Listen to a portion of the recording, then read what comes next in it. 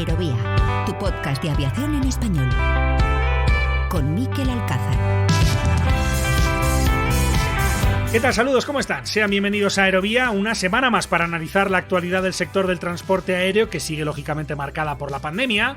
De lo más reciente merece la pena destacar el comunicado de la empresa Air Nostrum este pasado fin de semana, anunciando su solicitud de un crédito de 103 millones de euros a cargo del Fondo de Apoyo a la Solvencia de Empresas Estratégicas, que es el mismo, lo recordarán, del que han salido los rescates de Air Europa y el muy polémico de Plus Ultra. La compañía con sede en Valencia no ha sido una excepción, es otra de las que se han visto más perjudicadas por esta pandemia, y eso se explica en el hecho de que, pese a venir obteniendo ganancias en los últimos 6 ejercicios, en el de 2020 sufrieran pérdidas de casi 130 millones de euros. Los ajustes y los números rojos son la tónica en este sector, parece lo lógico considerando que ha sido uno de los más golpeados por esta crisis, y otro ejemplo de esto lo encontramos en el fabricante Airbus, que ha vivido sin duda unos últimos días de contrastes. Por un lado, en Getafe, inauguración por todo lo alto del Campus Futura, el nuevo centro de gravedad de Airbus en España. La puesta de largo de estas nuevas instalaciones contó con la asistencia del Rey y también la del presidente del gobierno, entre otras autoridades, además de la plana mayor, por supuesto, del fabricante, en un evento que tuvo su paseo por el campus, su foto de familia y, por supuesto, su aplauso final.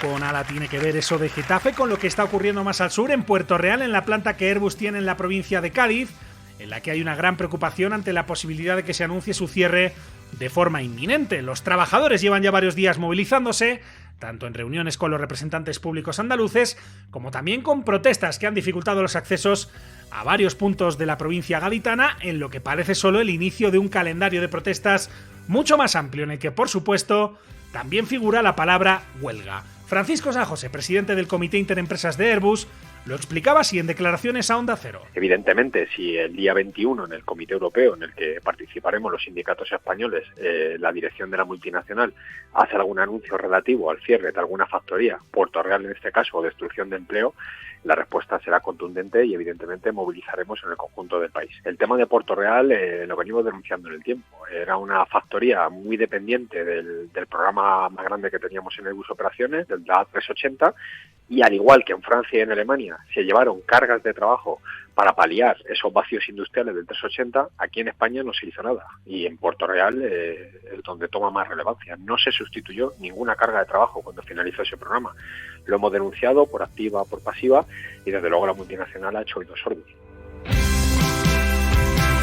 Y hoy en Aerovía vamos a comentar una noticia que tiene con la mosca detrás de la oreja el sector del transporte aéreo en toda Europa, y que tiene que ver con la Asamblea Nacional de Francia y la posibilidad muy cierta, lo van a escuchar, de que el país galo limite los vuelos nacionales para favorecer el uso del tren. Enseguida lo vamos a analizar y escuchamos también a los protagonistas de la información, y después vuelve a Aerovía La Frontera Infinita, nuestra sección para analizar la actualidad del espacio, en esta ocasión con un repaso a las noticias más relevantes del sector de la mano de Juan Pons y también con una invitada. Así que, sobre todo esto y más, hablamos a continuación en este 40º capítulo de Aerovía. Con la colaboración de hispaviación.es. Aviación, drones y espacio por y para profesionales.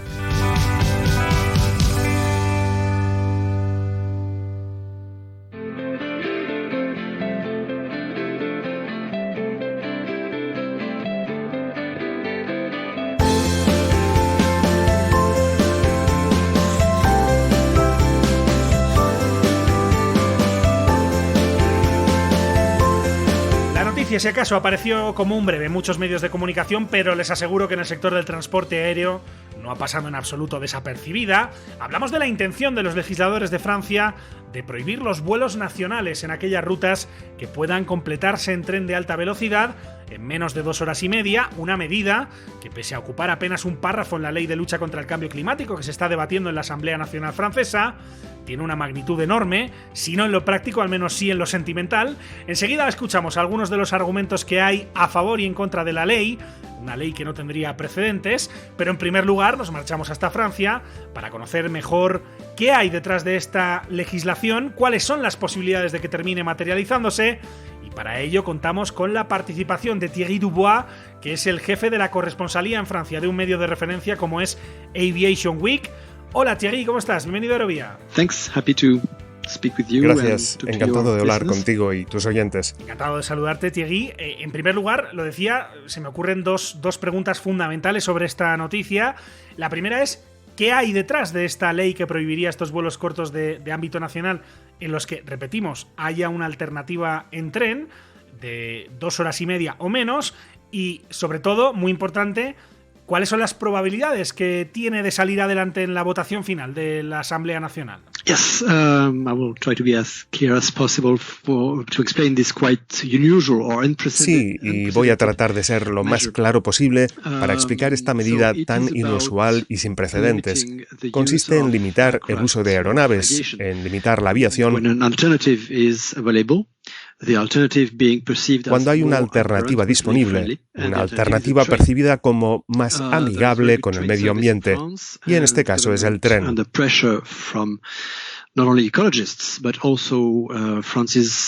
En Francia hay muy buen servicio ferroviario, con la presión no solo de los ecologistas, sino también por los acuerdos vinculantes y tratados internacionales. El gobierno ha decidido limitar el uso de la aviación cuando esa alternativa, el tren, está disponible para viajes que duran menos de 2 horas y media en tren.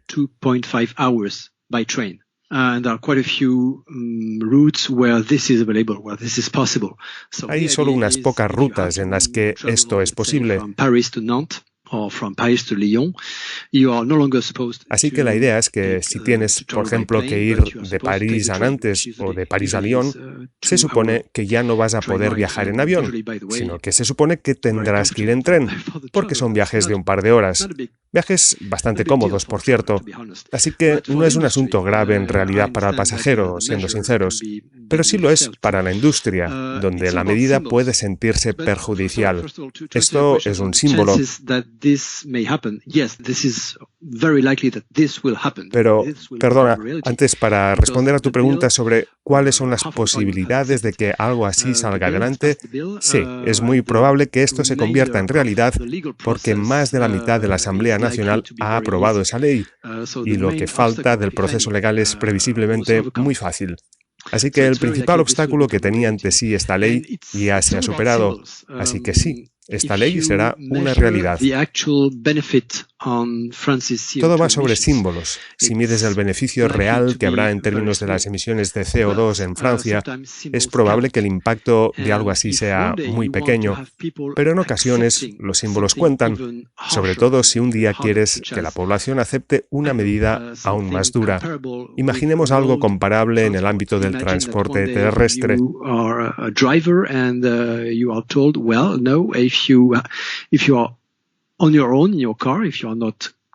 Imaginemos que un día eres un conductor y se te dice que si viajas solo, si no vas compartiendo tu viaje con alguien y tienes una alternativa en tren, ya no se te permite viajar en coche o debes pagar impuestos considerables por hacerlo. Este símbolo, por tanto, podría ser sencillamente el precursor de otras medidas contra otras vías de transporte u otras industrias contaminantes. Hablamos, Thierry, de una industria que es muy potente en Francia, la industria aeronáutica, el sector aéreo, muy protegido, muy poderoso en el país galo, y eso es lo que quizá nos ha sorprendido, ¿no?, a tantos, el ver que se está considerando una ley de estas características en un país como Francia. No es la primera vez que aparecen planteamientos de esta índole en otros países. En España, sin ir más lejos, lo vamos a recordar después, hay quien está en contra de que se mantenga el puente aéreo entre Madrid y Barcelona, pero nuevamente estamos hablando de Francia y no sé si como francés te resulta sorprendente que algo así se esté considerando. Sí, absolutamente. La verdad es que ha sido extremadamente sorprendente por 2 razones. Primero, como dices, la industria tiene mucha influencia en los gobiernos. Es un asunto de soberanía, de alta tecnología y también, obviamente, de empleos. Así que fue sorprendente, de hecho. La industria está enfatizando lo que parece ser una paradoja.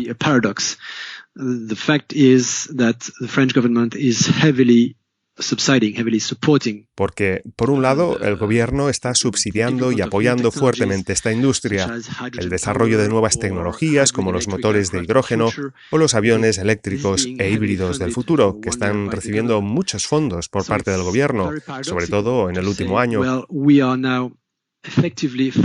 Así que es sin duda paradójico que estemos prohibiendo o limitando el uso de aeronaves en distancias cortas, y la paradoja tiene que ver con que el primer avión impulsado por hidrógeno o el primer avión eléctrico probablemente será relativamente pequeño y tendrá una autonomía relativamente corta, por lo que su operación será útil en vuelos cortos. Y si dices que no permites volar en vuelos cortos, si eliminas la oferta de vuelos en rutas cortas, es sin duda una contradicción.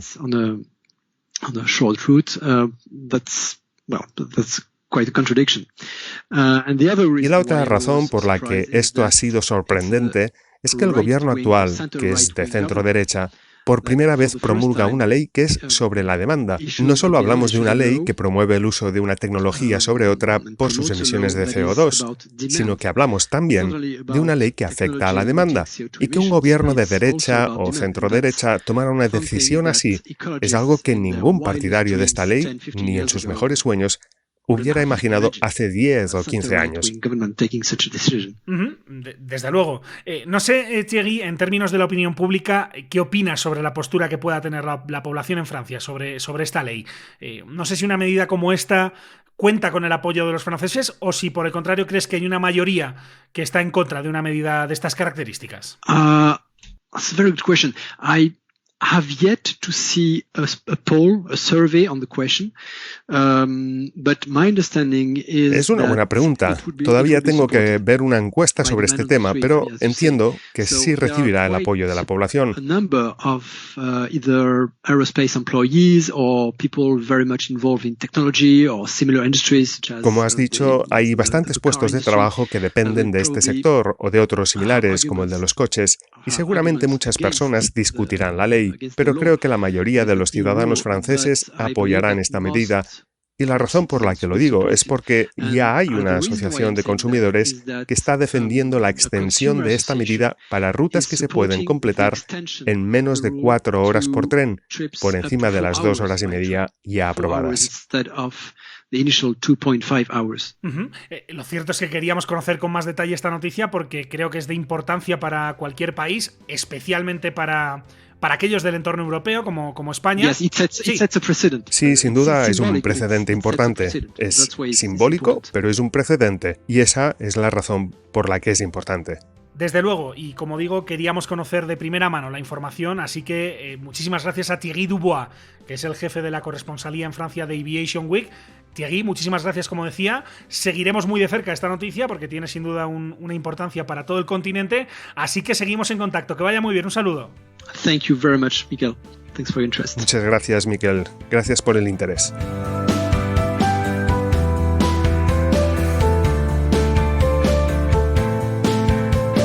La información de Thierry Dubois desde Francia, que hemos podido escuchar en español gracias a la voz en off de Esteba Sala, gracias a los dos. La medida, como decíamos, supone apenas unas líneas, en concreto da forma al artículo 36 de esta ley de lucha contra el cambio climático, que ya ha pasado el primer trámite parlamentario y que ahora se está terminando de ajustar en el Senado antes de la votación final que está prevista en la Cámara Baja para el 4 de mayo. Ese día conoceremos finalmente la postura de los distintos partidos que conforman la Asamblea Nacional Francesa, pero de momento ya podemos saber cuáles son los principales argumentos a favor y en contra de la legislación. Los escuchamos, de hecho, en ese primer debate parlamentario. Por ejemplo, de quienes se oponen a la medida, escuchamos lo que decía David Abir, que es diputado socialista de la región de Pirineos Atlánticos. Estoy extremadamente preocupado, decía este diputado, por nuestra capacidad de renunciar cada vez que somos líderes en las industrias que dan riqueza y orgullo a nuestro país. Y por ende será de los que votará en contra de esta disposición, que es contraria al interés de nuestro país. Y esto se lo digo a los que se encuentran en el mismo lado político que el mío, la izquierda. La izquierda nunca ganará si favorece el decrecimiento.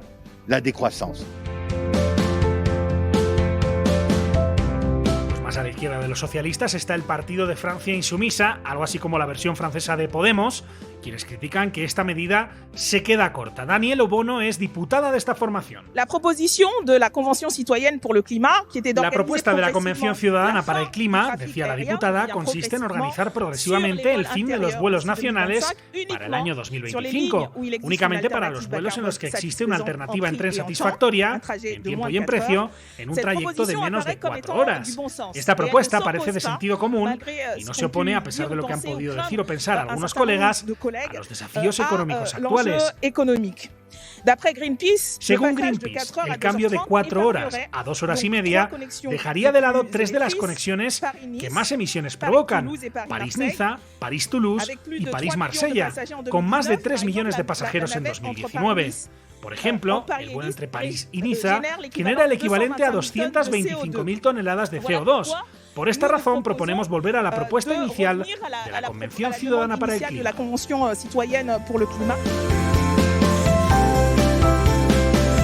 Todo parece indicar que la ley saldrá adelante, nos lo explicaba Thierry Dubois, entre otras cosas porque el partido mayoritario en la Cámara Baja francesa, el Partido de la República en Marcha del presidente Macron, ve con buenos ojos la medida en los términos actuales. Así lo explicaba el ministro de Transportes francés, que además es piloto comercial, Jean-Baptiste Djebbari. La medida que se propone hoy es razonable en su formulación, decía el ministro, y no son 4 horas. 4 horas hubiera dejado de lado a territorios que necesitan a los aviones para preservar su atractivo.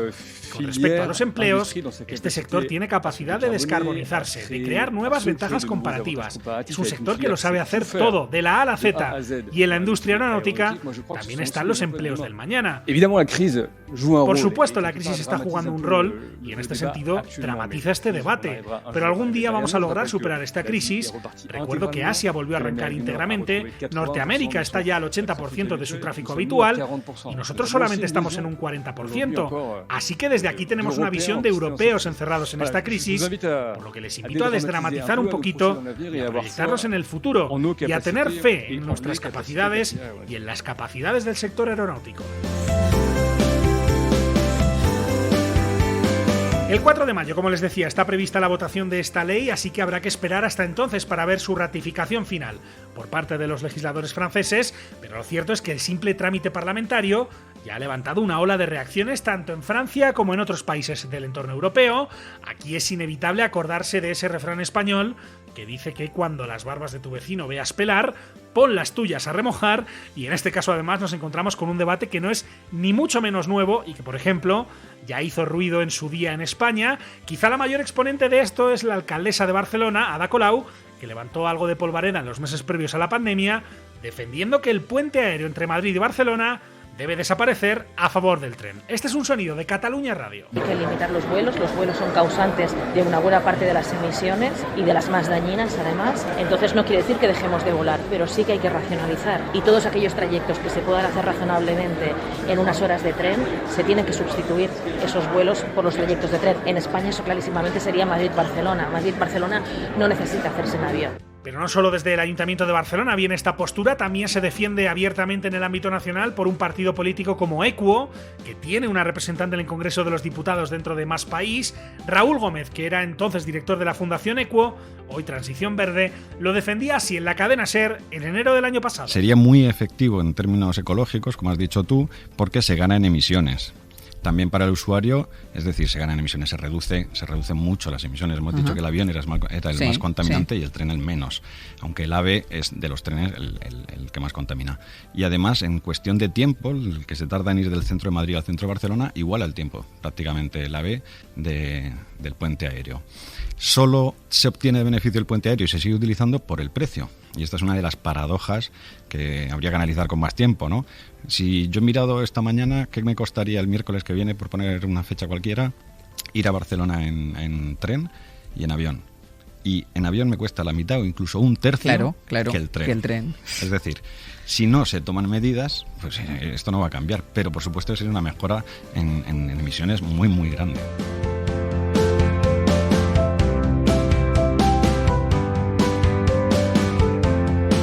Pensando en qué impacto podría tener una medida exactamente igual en España, habría que tirar de la información que ofrece Renfe sobre la duración de los trayectos en AVE, en algunas de las rutas en las que el tren compite a día de hoy con los aviones.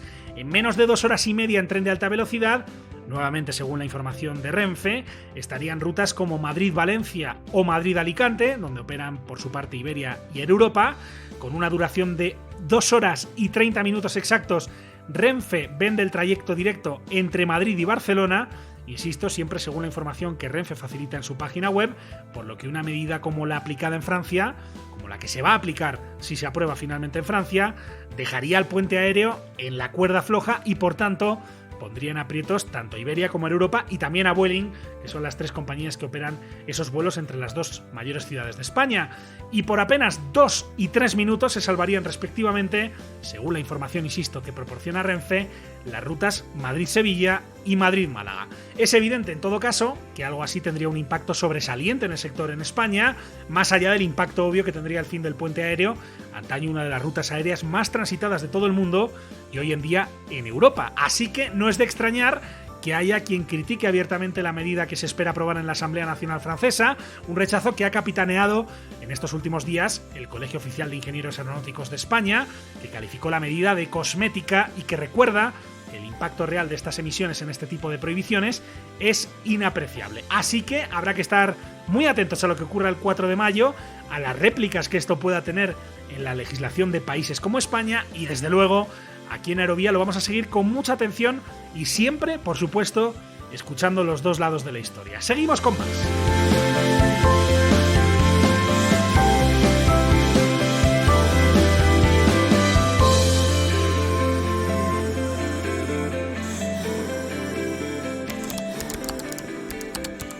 ¿Quieres contactar con nosotros? Escríbenos a info@aerovia.net. 5, 4, 3, 2, 1, 0. Top. Ignition. Allumage. P80. Liftoff. Endeavour, press to ATO. Select Zaragoza. Press to ATO, select Zaragoza. En Aerovía miramos al espacio en La Frontera Infinita.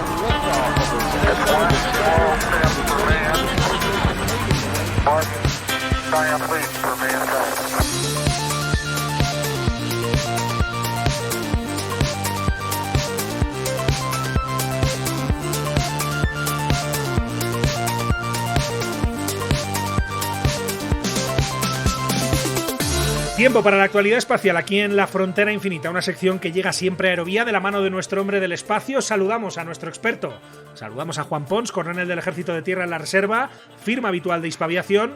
Hola Juan, ¿cómo estás? Bienvenido a Aerovía. Aquí estamos despegando. Despegando esta semana, Juan, una semana que es crucial en el ámbito del espacio, porque este mismo lunes 19 está previsto que por fin alce el vuelo la primera aeronave que va a sobrevolar la superficie de Marte, y hablamos obviamente del helicóptero Ingenuity, del helicóptero Ingenuidad. Será un día histórico. El interés de la NASA precisamente está centrado en ese primer vuelo de ese pequeñísimo helicóptero no tripulado, Ingenuity, que será en el espacio aéreo de Marte, y está programada para hoy, lunes 19 de abril a las 21:31 hora peninsular española, 1 hora menos en Canarias, hay que decir. El vuelo será muy corto, se elevará y descenderá 3 metros arriba y abajo, que será semejante al corto vuelo y histórico vuelo protagonizado por los hermanos Wright en ese momento. Ese pequeño helicóptero cuesta $85 millones, pero es un don demostrador tecnológico que tiene solamente 1,8 kilos de peso, que en Marte se convierten en poco más de medio kilo. El helicóptero tiene 2 rotores coaxiales. Para aquellos que no estén habituados a los helicópteros, decir que es como los helicópteros rusos Kamov, que una aspa gira en un sentido y otra gira en otro, mejor dicho, un rotor, unas palas, que tienen 1,2 metros de diámetro. El problema es que al ser la atmósfera de Marte un 1% la terrestre, levantar el vuelo es muchísimo más difícil. Este vuelo se hace tal día como hoy porque estaba previsto el día 11 de abril, pero hubo un gran problema y no fue posible hacerlo. Y se iba a hacer el 11 de abril porque al día siguiente, día 12 de abril, se cumplía el 60 aniversario del vuelo de Yuri Gagarin y la NASA quería arrebatarle el protagonismo a los rusos de esa jornada. Yuri Gagarin, que era, Juan, fue el primer hombre, el primer ser humano que logró orbitar la Tierra, y lo estabas diciendo que es algo también muy, muy relevante. Es un vuelo breve el que se espera de Ingenuity, ese debut en la superficie marciana. Un vuelo muy breve, pero que tiene que despejar muchas incógnitas, ¿verdad? Pues mira, Miquel, en las pruebas prevuelo de Ingenuity, los ingenieros del Laboratorio de Propulsión a Chorro de Pasadena, California, como sabes, identificaron una importante anomalía en el software que debe controlar el vuelo autónomo del helicóptero. Los ensayos de giro del rotor que mueve las palas a baja velocidad fueron positivos, pero no fue así cuando se probaron a alta velocidad, nada menos que a 2.400 revoluciones por minuto. Entonces, solventar este problema ha requerido modificar los algoritmos, así como verificar, revisar y probar en tierra los cambios efectuados antes de cargarlos en el programa informático a bordo del helicóptero. Todo esto se ha efectuado contrarreloj. Hay programados 5 vuelos de Ingenuity, cada uno de entre 40 y 90 segundos, que exigen dedicar en exclusiva al vehículo toda la atención de Perseverance, para que luego Perseverance deje ya de lado las labores de Ingenuity y se dedique a su misión principal, que no es ni más ni menos que buscar rastros de vida pasada sobre Marte. Estaremos, por supuesto, Juan, muy pendientes de lo que dé de sí ese vuelo. Ojalá, por más que sea breve, pues tengamos que contar que se ha llevado a cabo con éxito, porque eso, sin duda, sería un acontecimiento histórico que tiene lugar, como decimos, este lunes 19, pero no solo de la NASA vamos a estar pendientes en los próximos capítulos y de toda esta información sobre Marte. También hay que mirar a otras grandes potencias espaciales, en este caso como son Rusia y China, que han anunciado que van a reforzar su colaboración, y esto también es muy relevante, ¿verdad? Entre Rusia y China anda el juego, como diría el viejo aforismo español. Resulta que el máximo responsable de la Administración Nacional del Espacio de China, el equivalente a la NASA norteamericana, Yang Kejian, y el máximo responsable también de la Agencia Espacial de Rusia, de Roscosmos, Dmitry Rogozin, han rubricado por teleconferencia una muy importante alianza.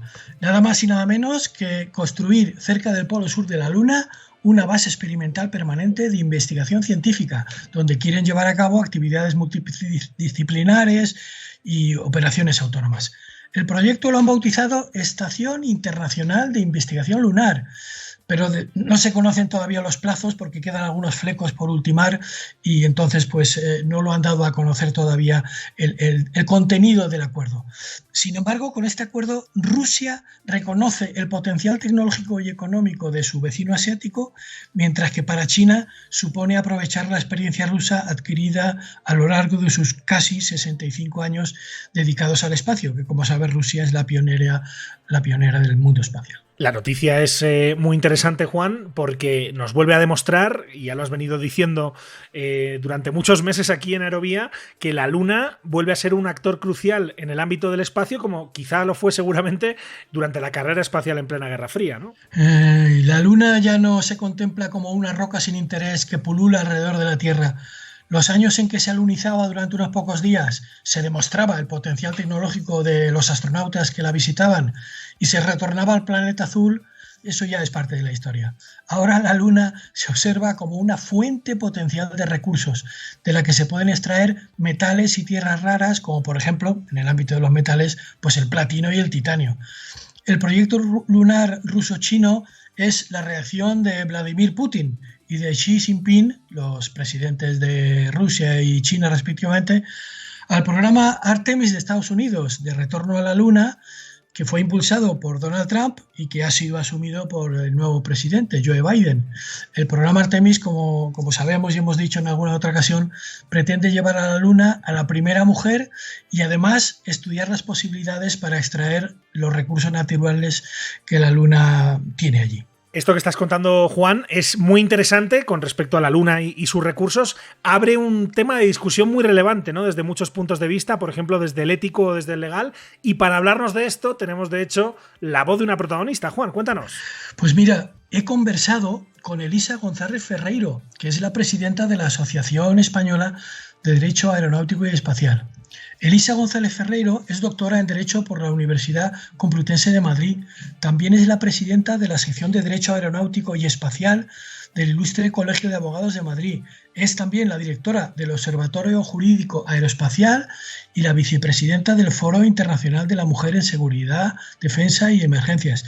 Y en el ámbito global es miembro del Instituto Internacional de Derecho Espacial y nada menos que también pertenece al Centro Europeo de Derecho Espacial de la Agencia Espacial Europea. Como ves, una auténtica especialista en derecho espacial, valga las reiteradas redundancias. Desde luego. Y sobre este tema que estabas hablando, Juan, sobre el acuerdo entre Rusia y China, sobre la capacidad que tienen ahora de elegir libremente la ubicación de su base o vehículo espacial, te contestaba esto. Escuchamos lo que te decía Elisa González Ferreiro. El Tratado del Espacio de 1967 establece el principio de libertad de exploración y utilización del espacio ultraterrestre, la Luna y otros cuerpos celestes. Por tanto, esto incluye la libertad de elegir el asentamiento de una base en el suelo y subsuelo lunar, incluyendo sus órbitas. Otro tema que te comentaba Elisa González Ferreiro, Juan, que es la presidenta de la Asociación Española de Derecho Aeronáutico y Espacial, es sobre si la ubicación de cualquiera de estas misiones de estos países supone una apropiación nacional del suelo o del subsuelo lunar en el que se instalen. No, en absoluto. El artículo 2 del Tratado del Espacio prohíbe la apropiación nacional del espacio ultraterrestre y los cuerpos celestes por reivindicación de soberanía, uso, ocupación ni de ningún otro modo. Por tanto, aunque una instalación esté durante muchos años ocupando un mismo área, nunca llegará a ser de su propiedad. Hablamos, Juan, de algo que es completamente nuevo, como seguramente lo fue hace algunos siglos el descubrimiento de lo que se llamó entonces el Nuevo Mundo. En este caso, como decimos, también hay una cierta batalla jurídica detrás de todo esto. Bueno, pues en relación con lo que dices, le he preguntado qué régimen jurídico es de aplicación en la Luna y nos decía esto. En general, serían aplicables las disposiciones del Tratado del Espacio y en particular el acuerdo que rija la utilización de la base lunar entre las agencias espaciales que participen y que contemple pues el registro de los objetos espaciales lanzados, la jurisdicción y control sobre las tripulaciones y los objetos espaciales o la propiedad, posiblemente la cross-waiver of liability, es decir, la renuncia mutua al recurso en materia de responsabilidad por daños, la propiedad intelectual, el código de conducta de las tripulaciones, etcétera, ¿no? Daros cuenta que Rusia tiene mucha experiencia en este sentido, pues lleva años en la Estación Espacial Internacional, bajo un acuerdo con sus partners en los que vienen complementados por memorándums de entendimiento y acuerdos de ejecución. Además de esto, sobre la explotación de recursos en la Luna también nos hablaba Elisa González Ferreiro, que es la presidenta de la Asociación Española de Derecho Aeronáutico y Espacial. Sí, efectivamente se permite la explotación de recursos en la Luna, tanto para el apoyo de las labores de investigación y supervivencia de las tripulaciones, como con respecto a actividades de explotación comercial, ¿no? En este sentido, los acuerdos Artemisa de Estados Unidos con determinados estados están basados en las disposiciones del Tratado del Espacio, considerado como costumbre internacional y que no prohíbe expresamente la explotación de los recursos espaciales. Lo jurídico, Juan, lo abarca todo, no solo la explotación de recursos en la Luna, también incluso el vuelo del que hablábamos antes, que tiene lugar, en principio, si todo va bien, este mismo lunes 19, el vuelo, decía, del helicóptero autónomo Ingenuity de la NASA. Claro, y por eso le he preguntado que estamos pendientes de ese vuelo tan importante sobre el cielo de Marte y le he preguntado, ¿está sujeto ese vuelo a alguna normativa concreta? El Ingenuity está sujeto a las disposiciones del Tratado del Espacio del 67, ¿no? Por tanto, tendrá libertad de explorar y utilizar Marte siempre que no porte ninguna arma nuclear ni de destrucción en masa ni lleve a cabo ensayos con ningún tipo de arma.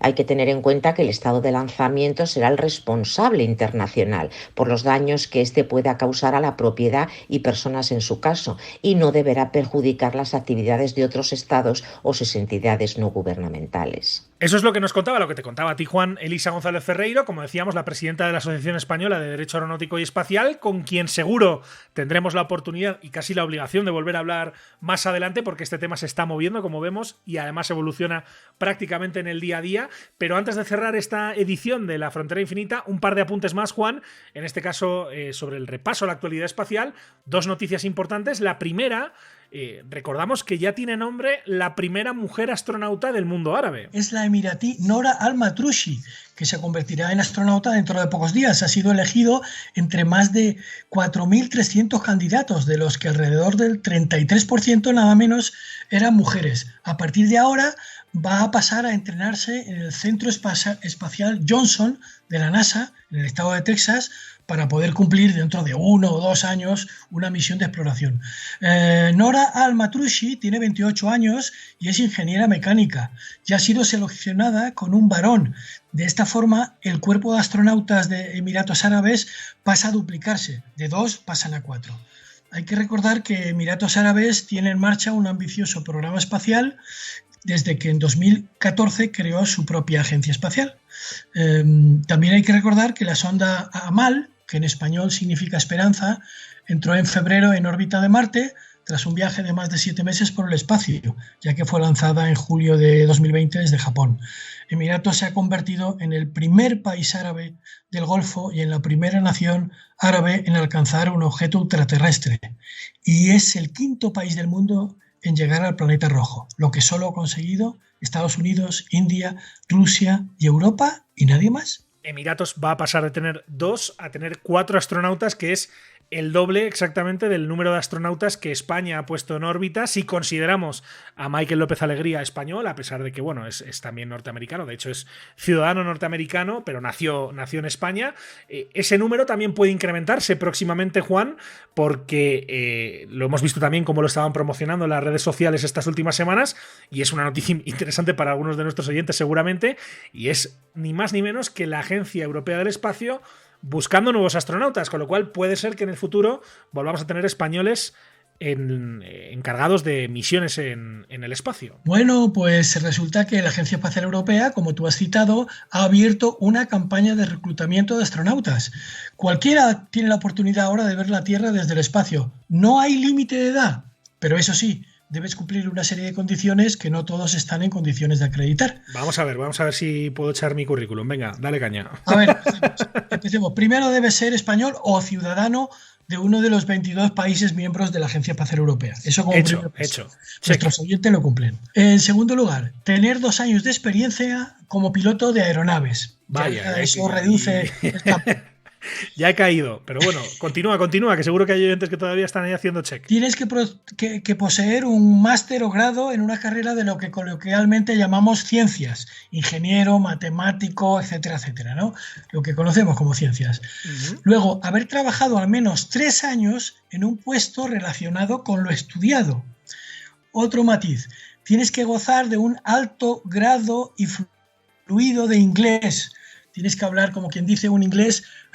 Tienes que ser bilingüe en una palabra. Vale. Si cumples esos requisitos, pues ya puedes, tienes ya importantes bazas para poder convertirte en miembro del cuerpo de astronautas europeo. Bueno, pero no son condiciones imposibles, así que si te parece, Juan, cuéntale cuáles son los pasos para si alguien está interesado y quiere realmente postularse, ¿qué debe hacer? Pues mira, tiene que rellenar un formulario.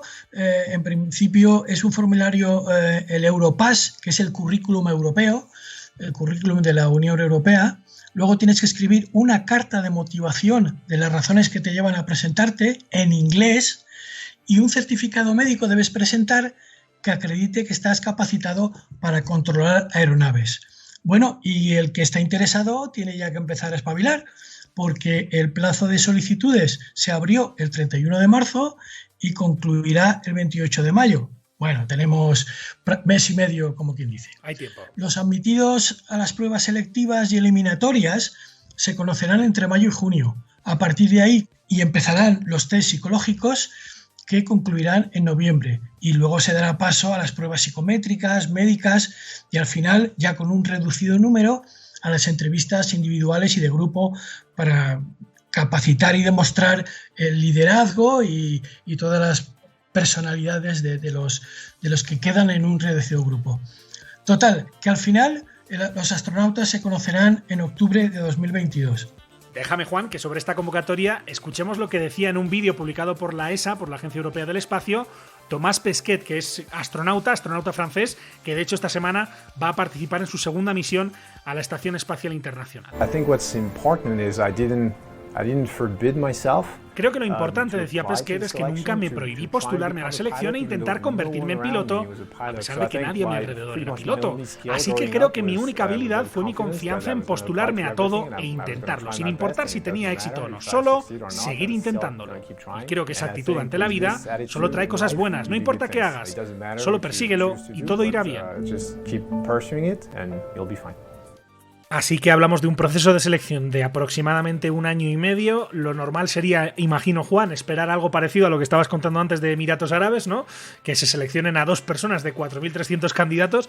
Me imagino que el ratio funcionará más o menos parecido, ¿no? En el caso de Emiratos han sido 2, pero en el caso de la Agencia Espacial Europea, mis cálculos son que podrán ser entre 8 y 12 aproximadamente, de los cuales uno podrá ser un paraastronauta, que es una iniciativa que pone en marcha la ESA por primera vez. La ESA es la Agencia Espacial Europea. Tenemos que recordar que es una oportunidad que el que quiera ser astronauta tendría que aprovechar ya, porque fue hace 13 años cuando se hizo la última selección de astronautas europeos, en el 2008. Estamos en el 2021, así que el que quiera cumplir un sueño como este, yo no lo dejaría pasar. Recordemos que Pedro Duque, el actual ministro de Ciencia e Innovación, fue seleccionado en 1992 y voló en 2 ocasiones, pero fue en 1998 y en 2003. Así que el que esté interesado, ¡a jugar! Le daremos sin duda seguimiento a esta convocatoria. Ojalá podamos contar cuando termine que España va a volver a enviar astronautas al espacio. Sería una grandísima noticia para nuestro país. Un proceso, como decimos, largo. Estaremos muy pendientes aquí en Aerovía, aquí en la Frontera Infinita, donde, como siempre, contamos, y lo hemos hecho esta semana, con todo el conocimiento de nuestro hombre del espacio, de Juan Pons. Juan, muchísimas gracias por estar con nosotros una semana más y hablamos muy pronto. Que vaya muy bien. Un abrazo. Encantamos y regresamos a ti. Abrazo.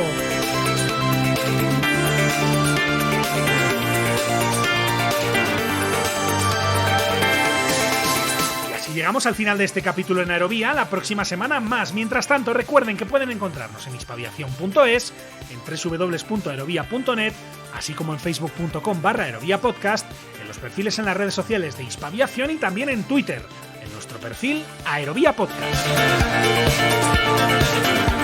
Además, como siempre, les invitamos a suscribirse, si no lo han hecho ya, en cualquiera de las principales plataformas en las que se puede escuchar Aerovía, como Apple Podcast, Spotify, iVoox o TuneIn, donde sus comentarios y valoraciones nos resultan siempre de gran ayuda. Muchísimas gracias por estar ahí y hasta la próxima.